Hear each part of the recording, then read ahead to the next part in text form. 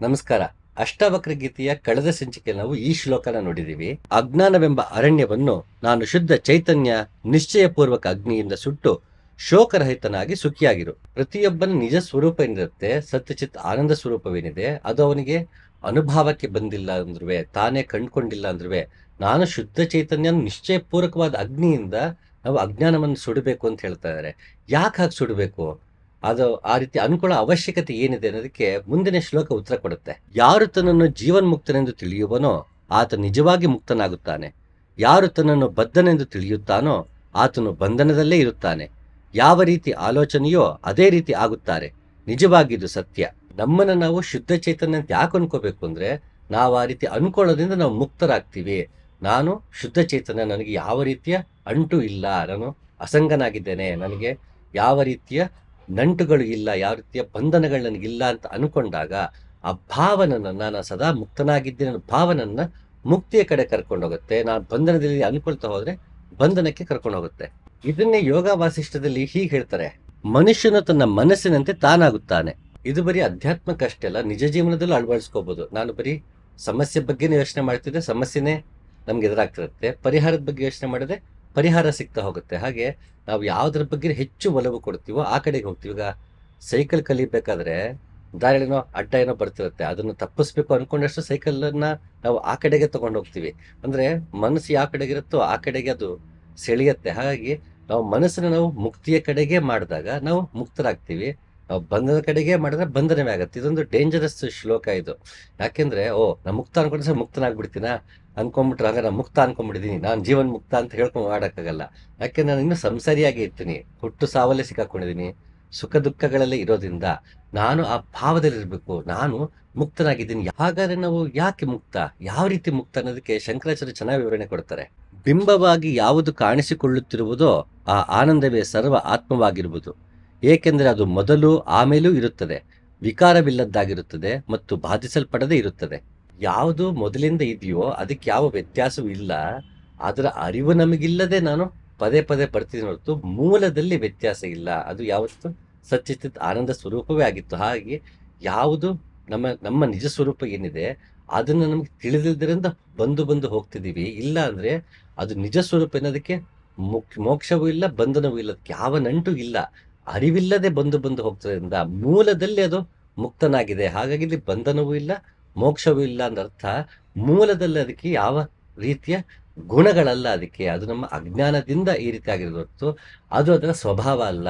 ಬಂಧನ ಆಗ್ಲಿ ಮೋಕ್ಷವಾಗ್ಲಿ ಅದರ ಸ್ವಭಾವ ಅಲ್ಲ, ಅದು ಸದಾಕಾಲ ಮುಕ್ತವೇ ಆಗಿರುತ್ತೆ. ಹೇಗೆ ನಾನು ಯಾವಾಗಲೂ ಹೇಳ್ತಾ ಇರ್ತೀನಿ, ಚಿನ್ನ ನೆಲದಿಂದ ತೆಗೀದೇ ಇರಲಿ, ಅದನ್ನ ನಾವು ಆಭರಣ ಮಾಡ್ಕೊಳ್ದೇ ಇರಲಿ, ಮೂಲದಲ್ಲಿ ಚಿನ್ನದ ಸ್ವಭಾವ ಬದಲಾಗಲ್ಲ, ಇದ್ದಾಗೆ ಇರುತ್ತೆ. ಹಾಗಾಗಿ ಮೂಲದಲ್ಲಿ ಚಿನ್ನದ ಸ್ವಭಾವ ಏನಿದೆ ಅದು ಹಾಗೆ ಇದೆ. ಅದನ್ನ ನಾವು ನೆಲದಲ್ಲಿ ಇದ್ದಾಗ ಅದಿರು ಅಂತೀವಿ, ಮೇಲ್ ತಗೊಂಡದನ್ನ ಬಳೆ ಮಾಡ್ತೀವಿ, ಉಂಗುರ ಮಾಡ್ತೀವಿ, ಮತ್ತೊಂದು ಮಾಡ್ತೀವಿ, ಆಗಲೂ ಕೂಡ ಚಿನ್ನವೇ ಆಗಿರುತ್ತೆ. ಚಿನ್ನಕ್ಕೇನು ವ್ಯತ್ಯಾಸ ಆಗಲ್ಲ. ಅದು ತುಂಬಾ ಕಾಸ್ಟ್ಲಿಯೆಸ್ಟ್ ಆಗಿ ತುಂಬಾ ಹೆಚ್ಚು ಇದೆಲ್ಲ ಬಳಸಿ ಅಲಂಕಾರಿಕವಾಗಿ ಅಂದವಾಗಿ ಒಂದು ಆಭರಣ ಮಾಡಿದ್ರು ಕೊನೆಗೆ ಅದು ಚಿನ್ನವೇ, ಮೂಲತಃ ವಸ್ತು ಚಿನ್ನವೇ. ಅದು ವ್ಯತ್ಯಾಸ ಏನೂ ಇಲ್ಲ. ಅದು ಉಂಗುರ ಮಾಡ್ಕೊಂಡ್ರೆ ಚಿನ್ನನೇ, ಅದರಿಂದ ನಾವು ಕಿರೀಟ ಮಾಡ್ಕೊಂಡ್ರೆ ಚಿನ್ನನೇ. ಅದ್ರ ಚಿನ್ನದಲ್ಲಿ ವ್ಯತ್ಯಾಸ ಇಲ್ಲ, ಆಕಾರ ವ್ಯತ್ಯಾಸ ಆಗುತ್ತೆ ಹೊರತು ಮೂಲ ವಸ್ತುವಿನಲ್ಲಿ ಯಾವ ವ್ಯತ್ಯಾಸವೂ ಇಲ್ಲ, ಅದರ ಗುಣಗಳಲ್ಲಿ ಏನು ವ್ಯತ್ಯಾಸವಿಲ್ಲ. ಹಾಗೆ ಯಾವುದಮ್ಮ ನಮ್ಮ ನಿಜ ಸ್ವರೂಪ ಇದೆಯೋ ಅದರ ಮೂಲದಲ್ಲಿ ಅದ್ರಲ್ಲಿ ಏನು ವ್ಯತ್ಯಾಸ ಇಲ್ಲ. ಅದು ಸತ್ಯಚಿತ್ ಆನಂದ ಸ್ವರೂಪವೇ. ಅದು ನಮ್ಗೆ ಅರಿವಿರಲಿ ಅರಿವಿಲ್ಲದೆ ಇರಲಿ, ಹಾಗಾಗಿ ಅದು ಯಾವತ್ತೂ ಮುಕ್ತನೇ ಅನ್ನೋ ಅರ್ಥದಲ್ಲಿ. ಸೊ ಅದನ್ನ ನಾವು ಅರಿಬೇಕು ಅಂದ್ರೆ, ನಾನು ಮುಕ್ತನು, ಯಾವ ನನ್ನ ಗುಣ ಇದೆಯೋ ಅದು ಸದಾ ಮುಕ್ತವಾಗಿ ಇದೆ ಅಂತ ಅನ್ಕೊಂಡ್ರೆ ನಾನು ಮುಕ್ತಿಯ ಕಡೆಗೆ ಹೋಗ್ತೀನಿ. ನಾ ಬಂಧನ ಅಂತ ಅನ್ಕೊಂಡ್ರೆ, ನಾವು ಸಂಸಾರಿನ ಪದೇ ಹುಟ್ಟು ಬರ್ತಿದೀವಿ ಅನ್ಕೊಂಡ್ರೆ ಪದೇ ಹುಟ್ಟು ಬರ್ತಿರ್ತೀವಿ. ನನ್ನ ಮನಸ್ಸು ಹೇಗಿರುತ್ತೋ ನಾವಿರ್ತೀವಿ ನಿಜ ಅಂತ ಇಲ್ಲಿ ಯಾಕೆ ಹೇಳ್ತದೆ ಅಂದ್ರೆ, ನಾನು ಮೋಕ್ಷವನ್ನ ಬಯಸೋದಾದ್ರೆ ಬಂಧನದ ಬಗ್ಗೆ ನಾನು ತಲೆ ಕೆಡಿಸ್ಕೋಬಾರ್ದು. ನಾನು ಸದಾ ಮೂಲ ಸ್ವರೂಪ ಮುಕ್ತನಾಗೇ ಇದೆ, ಹಾಗಾಗಿ ಮುಕ್ತಿಯ ಕಡೆಗೆ ಮನಸ್ಸು ಮಾಡಬೇಕು ಅನ್ನೋದು ಮೂಲ ಅರ್ಥ. ಹಾಗೆ ಶಂಕರಾಚಾರ್ಯ ಇನ್ನೊಂದು ಕಡೆ ಚೆನ್ನಾಗಿ ಹೇಳ್ತಾರೆ: ನಾನು ನನ್ನದು ಎಂಬ ಅರ್ಥವೇ ಬಂಧನವು, ನಾನು ನನ್ನದು ಎಂಬುದು ಇಲ್ಲದಿರುವುದೇ ಮೋಕ್ಷವು. ಬಂಧ ಮೋಕ್ಷಗಳೆರಡು ಗುಣಗಳಿಂದ ತೋರುತ್ತಿರುವವು, ಗುಣಗಳು ಪ್ರಕೃತಿಯಿಂದ ಉಂಟಾಗಿರುವವು. ಶಂಕರಾಚಾರ್ಯರು ಅದನ್ನೇ ಹೇಳ್ತಾರೆ, ಬಂಧ ಮತ್ತೆ ಮೋಕ್ಷ ಇದು ಆತ್ಮದ ಗುಣ ಅಲ್ಲ, ಅದು ಅದರ ಗುಣ ಅಲ್ಲ. ಆತ್ಮದ ಗುಣ ಸತ್ಯಚಿತ್ ಆನಂದ ಸ್ವರೂಪ ಅಷ್ಟೇ ಹೊರತು ಇನ್ಯಾವುದು ಅದರ ಗುಣವಲ್ಲ. ಆ ಗುಣಗಳೆಲ್ಲ ಪ್ರಕೃತಿ ನಮಗೆ ಕೊಟ್ಟಿರುವಂಥದ್ದು. ಆ ಪ್ರಕೃತಿ ಜೊತೆಗೆ ನಾವು ಅದೇ ಸತ್ಯ ಅನ್ಕೊಂಡು ಓಡಾಡ್ತಿರೋವಾಗ ಆ ಗುಣಗಳ ಜೊತೆಗೆ ನಾವು ನಡೀತಾ ಹೋಗ್ತೀವಿ. ಯಾವಾಗ ಪ್ರಕೃತಿ ಕೊಟ್ಟಿರೋ ಗುಣ ನಾನಲ್ಲ, ನನ್ನ ಗುಣ ಸತ್ಯ ನಾನು ಸ್ವರೂಪ ಅಂತ ಅನ್ಕೋತೀನಿ. ಆಗ ಮುಕ್ತಿಯ ಕಡೆಗೆ ನಡೀತೀನಿ. ಮನುಷ್ಯರ ಬಂಧ ಮೋಕ್ಷಗಳಿಗೆ ಕಾರಣ ಮನಸ್ಸೇ ಆಗಿದೆ. ವಿಷಯಗಳಲ್ಲಿ ಆಸಕ್ತಿಯುಳ್ಳ ಮನಸ್ಸು ಬಂಧಕ್ಕಾಗಿಯೂ, ವಿಷಯಗಳಲ್ಲಿ ಆಸಕ್ತಿ ಇಲ್ಲದ ಮನಸ್ಸು ಮೋಕ್ಷಕ್ಕಾಗಿಯೂ ಹಾತೊರೆಯುತ್ತದೆ. ಹಾಗಾಗಿ ನಮ್ಮ ಮನಸ್ಸು ಹೇಗಿರುತ್ತೋ ಹಾಗೆ ನಾವು ಇರ್ತೀವಿ. ಸೊ ನಾವು ಬಂಧ ಅನ್ಕೊಂಡ ತಕ್ಷಣ ಬಂಧನಕ್ಕೆ ಒಳಗಾಗ್ತೀವಿ. ಮೋಕ್ಷಕ್ಕೆ ಮನಸ್ಸು ಮಾಡಿದ್ರೆ ಮೋಕ್ಷ ಕಡೆ ಹೋಗ್ತೀವಿ ಹೊರತು ಮೋಕ್ಷ ನಾನು ಮುಕ್ತ ಅನ್ಕೊಂಡ ತಕ್ಷಣ ನಾನು ಮುಕ್ತನಾಗ್ಬಿಡಕ್ ಸಾಧ್ಯ ಇಲ್ಲ, ಅಥವಾ ಮುಕ್ತನಾಗಿದ್ದೀನಿ ಅಂತನಲ್ಲ. ಯಾಕಂದ್ರೆ ಮತ್ತೆ ಮತ್ತೆ ಹುಟ್ಟು ಬರ್ತಿದ್ವಿ. ಈಗ ಉದಾಹರಣೆಗೆ ಒಬ್ರು ಕೇಳಂತೆ ಮೋಕ್ಷ ಯಾವಾಗ ಅಂತ. ಈ ರಮಣ ಮಹರ್ಷಿ ಹೆಚ್ಚು ಮಾತಾಡೋರಲ್ಲ, ಅದಕ್ಕೆ ನಿನಗಾಗ್ಲೇ ಮೋಕ್ಷದಲ್ಲೇ ಇದೆಯಾ ಅಂತ ಅಂದ್ರಂತೆ. ಈ ವ್ಯಕ್ತಿ ಹಾಗಂತ ನಾನಾಗ ಮುಕ್ತನಾಗ್ಬಿಟ್ಟಿದೀನಿ ಅಂತ ಅನ್ಕೊಂಡು ಹೋಗ್ಬಿಡಕ್ಕಾಗಲ್ಲ. ಅಂದ್ರೆ ಸದಾಕಾಲ ನೀ ಅದೇ ಹಂತದಲ್ಲಿ ಇದೆಯಾ ಅಂತ. ಎರಡು ರೀತಿಯ ಗುರುಗಳಿರ್ತಾರೆ, ಅಥವಾ ಎರಡು ರೀತಿಯ ಗ್ರಂಥಗಳು ಅಥವಾ ಉಪದೇಶಗಳಿರುತ್ತೆ, ಮಾರ್ಗದ ವಿಧಾನ ಇರುತ್ತೆ. ಒಂದು ಶಿಷ್ಯನನ್ನ ಹಂತ ಹಂತವಾಗಿ ಕರ್ಕೊಂಡು ಹೋಗುವಂತ ಇದು, ನೀನು ಈ ರೀತಿ 3 ಅವಸ್ಥೆಗಳಿದೆ, ಅದು ಜಾಗೃತ, ಸ್ವಪ್ನ, ಸುಷುಪ್ತಿ ಅಂತ 3 ಹಂತಗಳು ಹೇಳ್ಕೊಡೋದು. ಅವನು ಎಚ್ಚರವಾಗಿರ್ತೀವಿ, ಕನಸು ಬೀಳತ್ತೆ, ಅದು ಬೀಳದೆ ಯಾವ ರೀತಿಯ ಥಾಟ್ಸ್ ಇಲ್ದೇನೆ ಇರುವಂತ ಒಂದು ಸುಷುಪ್ತಿ ಇದೆ. ಈ ಹಂತದನ್ನ ಮೊದಲು ಪರಿಚಯ ಮಾಡ್ಕೊಂಡು ಒಂದು ಹಂತವಾದ್ರೆ, ಇನ್ನೊಂದು ಹಂತ, ಈ 3 ಹಂತ ಬರೀ ಜೀವಾತ್ಮನಿಗೆ, ಅಂದ್ರೆ ಈ ದೇಹದಲ್ಲಿರುವ ಆತ್ಮ ಜೀವಾತ್ಮ. ಸೊ ನಾನಿವಾಗ ದೇಹಾಭಿಮಾನ ಇರ್ತೀವಿ, ಮನಸ್ಸು ಬುದ್ಧಿ ನಾನೇ ಅಂತ ಅನ್ಕೊಂಡಿರ್ತೀವಿ, ಅದನ್ನು ಮೀರಕ್ ನಮ್ಗೆ ಗೊತ್ತಿರಲ್ಲ. ಆಗ ನಮಗೆ 3 ಅವಸ್ಥೆಗಳ ಹೊರತು ಆತ್ಮಕ್ಕೆ ಅವಸ್ಥೆಯೇ ಇಲ್ಲ. ಅದಕ್ಕೆ ಜಾಗೃತ, ಸುಷುಪ್ತಿ, ಸ್ವಪ್ನ, ಸುಷುಪ್ತಿ ಅನ್ನೋದಿಲ್ಲ. ಅದು ಯಾವತ್ತೂ ಅವಸ್ಥೆಗಳನ್ನ ಮೀರಿದ್ದು ಅಂತ ಹೇಳ್ಕೊಡೋದು. ಅಲ್ಲಿಂದ ಮೇಲಿಂದನೇ ಡೈರೆಕ್ಟ್ ಆಗಿ ಅಲ್ಲಿಂದ ಹೇಳ್ಕೊಡೋದು ಒಂದು ಪದ್ಧತಿ. ಒಂದು 3 ಅವಸ್ಥೆಗಳು ಹೇಳ್ಕೊಡ್ತಾ ಹೊಡ್ತಾ ಅವಸ್ಥೆಗಳನ್ನ ಮೀರಿಸೋದು ಪದ್ಧತಿ. ಆದ್ರೆ ನೇರವಾಗಿ ಆ 3 ಅವಸ್ಥೆಗಳನ್ನ ಖಂಡಿಸ್ಬಿಡೋದು, ಅದು ಸಂಬಂಧ ಪಡೆದಿರೋ ವಿಷಯ ನಿನಗೆ ಡೈರೆಕ್ಟ್ ಅವಸ್ಥೆಯನ್ನು ಮೀರಿದ ಸ್ಥಿತಿಯ ಬಗ್ಗೆನೇ ಹೇಳ್ತಾ ಹೋಗೋದು ಒಂದು ಪರಿ. ಈಗ ಒಬ್ರು ಕೇಳದಂತೆ ಆತ್ಮ ಸಾಕ್ಷಾತ್ಕಾರ ಜ್ಞಾನೋದಯ ಅಂದ್ರೆ ಏನು ಅಂತ ಝೆನ್ ಗುರುಗೊಬ್ಬ ಕೇಳಿದಾಗ ಆತ ಹೇಳ್ತಾನೆ, ಹಸುವಾದಾಗ ತಿನ್ನೋದು, ನಿದ್ದೆ ಬಂದ ಮಲಗೋದು ಅಂತ. ಅಂದ್ರೆ ಸಹಜ ಸ್ಥಿತಿಯಲ್ಲಿ ಇರುವುದು ಅನ್ನೋ ಅರ್ಥವನ್ನ ಅಷ್ಟು ಸರಳವಾಗಿ ಅವನು ಹೇಳ್ಬಿಡ್ತಾನೆ, ಒಗಟಲ್ಲಿ ಹೇಳ್ಬಿಡ್ತಾನೆ ಅಂತ ಅನ್ಕೋಣ. ಅಂದ್ರೆ ಒಂದು ಥಾಟ್ ತನಗ್ ಬಿಡ್ತಾನೆ, ಶಿಷ್ಯನಿಗೆ ಬಿಡ್ತಾನೆ. ಅಂದ್ರೆ ಈ ಮಾತಿನ ಅರ್ಥ ಏನಿರ್ಬೋದು, ನಾನು ಏನೇನೋ ಒಂದು ಕಲ್ಪನೆ ಮಾಡ್ಕೊಂಡ್ಬಂದಿದ್ನಲ್ಲ, ಆತ್ಮ ಅಂದ್ರೆ ಹೀಗೆ, ಸಾಕ್ಷಾತ್ಕಾರ ಅಂತ ಅಂದ್ರೆ ಹೀಗೆ ಅನ್ಕೊಂಡು, ನೋಡಿದ್ರೆ ಗುರು ಹೀಗೆ ಹೇಳ್ತದನಲ್ಲ ಅಂತವನು ಇವನೇನೋ ಗೊತ್ತೇ ಇಲ್ಲ ಅನ್ಕೊಂಡು ವಾಪಸ್ ಹೋಗ್ಬಿಡ್ಬೋದು.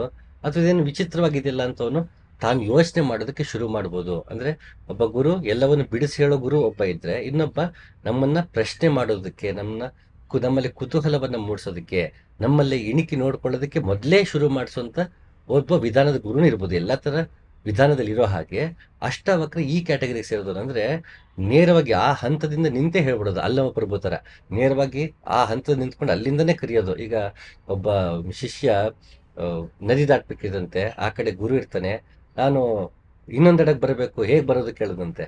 ಆ ಗುರು ಆ ಕಡೆ ಅಂತ, ನೀ ಆಡಿ ಇನ್ನೊಂದು ದಡದಲ್ಲೇ ಇದೆಯಾ ಅಂತ. ಅಂದ್ರೆ ಇಟ್ಸ್ ಎ ಪರ್ಸೆಪ್ಷನ್. ನಾನು ಯಾವಾಗ್ಲೂ ಆ ಕಡೆ ಅಂದಾಗ ಆ ಕಡೆ ಈ ಕಡೆ ದಡದವನ್ಗೆ, ಈ ಕಡೆ ಆ ಕಡೆ ದಡದವನ್ಗೆ, ನೀನು ಆ ಕಡೆಯ ದಡ ಅನ್ನುವುದಿದೆಯಲ್ಲ, ಅದು ಪರ್ಸೆಪ್ಷನ್ ಆಗಿರುತ್ತೆ. ನಾವು ಎಲ್ಲಿ ನಿಂತಿದ್ವಿ ಮೇಲೆ ಆ ದಡ ಈ ದಡ ಬರತ್ತಪ್ಪ, ಇಲ್ಲ ಅಂದ್ರೆ ಅಂತದ ವ್ಯತ್ಯಾಸ ಇಲ್ಲ. ಆ ಕಡೆ ನಿಂತ ಈ ಕಡೆ ದಡ ಆ ದಡ ಅನ್ಸುತ್ತೆ, ಆ ಕಡೆವನ್ಗೆ ಈ ಕಡೆದು ಆ ದಡ ಅನ್ಸುತ್ತೆ. ಸೊ ಹೀಗೆ ಪರ್ಸೆಪ್ಷನ್ ಅಂತ ಹೇಳ್ತವನ್ಗೆ ಓವರ್ ಆಲ್ ಜೀವನದ ಪರ್ಸೆಪ್ಷನ್ಗಳ ಆಚೆ ನೋಡುವುದನ್ನ ಕಲಿಸುವಂತ ಒಂದು ಸಣ್ಣ ವಾಕ್ಯದಲ್ಲೇ ಮುಗಿಸ್ಬಿಟ್ಟಿರ್ತಾನೆ ಗುರು.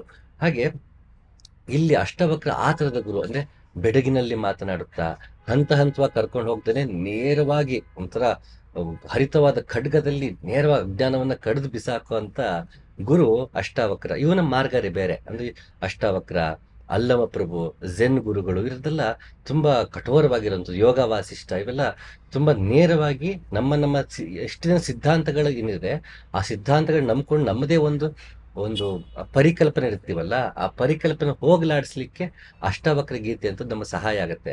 ಸೊ ಅವನ್ ವ್ಯೂ ಪಾಯಿಂಟ್ ಅಂದ್ರೆ ಯಾವ್ದು ಸದಾ ಸ್ಥಿರವಾಗಿದೆಯೋ ಆ ವ್ಯೂ ಪಾಯಿಂಟ್ ಅಲ್ಲಿ ಇದು ನೋಡೋಣ.